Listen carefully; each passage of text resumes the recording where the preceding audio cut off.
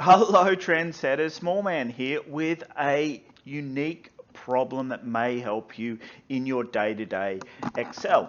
Let's articulate the problem as succinctly as I can possibly manage. What we've got up here is a series of combo boxes, and they're based on department, category, and style. So we can choose our department and then choose our category and then choose the style based on those three things. Now they're called dependent combo boxes, so they're all related. So you change this and you get different items in the other combo boxes. It's basically filtering the items dynamically on the fly, and we can change the list as we wish, and the list vertical. I've put it all in one page so you can see everything in front of you.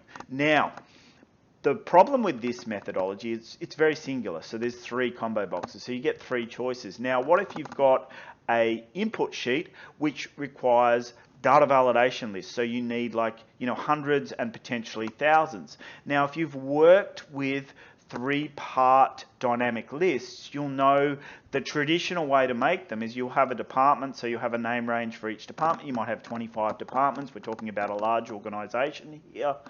And then you get to category, and there's 250 to 500 categories. So what you actually need is 500 named ranges using the upper bounds of that example. And then these styles, which could be thousands in size, have to sit under those 500 named ranges, and it's typically created horizontally. So you're using 500 columns. So you're going across the page like 500 columns. It's a monster, and you've got an enormous amount of named ranges to manage. It just becomes completely untenable for the larger organization.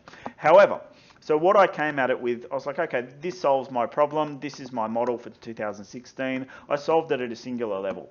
And then I had a organization ask me, right, okay, we need inputs, but we need them to do exactly what these combo boxes are doing, and we want it to happen dynamically. Okay, so here's the deal. So we've got a combo box here. It's based on this pick list. I could make this pick list dynamic as well. I've just created it for simplicity so you can see.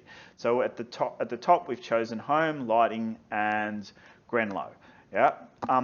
Now, what we want to do is replicate that, and you can see in here and in here, there are no drop-down boxes. There is no data validation lists. So what we want to do is we want to create it on the fly, and we want to create it so it happens seamlessly. The user doesn't know that there's any sort of bespoke procedure sitting behind the scenes. So we'll choose what we can see here. We'll choose auto, and then we come over here and we choose cleaning, and then we come over here and we choose oil clean. Now, if I was to replicate what's at the top, we'll go home and then lighting, and then this item that I've chosen here, Grenlow. Okay, so it actually happens really, really fast. It happens on the fly, and you can change the items that are in this list. You can manage a vertical list, so it's not in a horizontal list. You don't have to manage hundreds of named ranges, and the coding is on point. It allows me, this is a 3-part data validation list.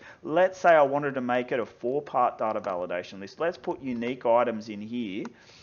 So I'll just create a unique list. So in this guy here, so we've created a brand new unique list. Let's say this was a name. I'm just going to use numbers because you can see right off the bat that these are unique. Okay, I haven't done anything to the coding. It's just as is. We'll choose clothing.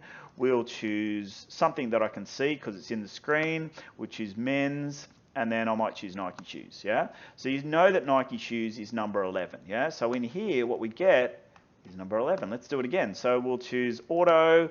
We might choose the first item, cleaning, the first item here, engine wash, and we get number 1. So I just created a 4-part data validation list, and I didn't even change my code.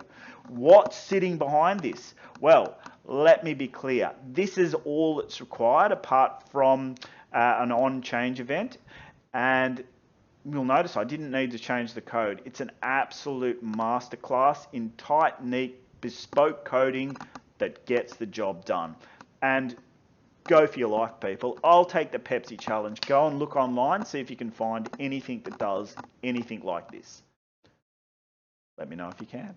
Well, I hope it works for you. I'll put a post on my website that outlines the procedures, the code, and I'll probably drop the file as well.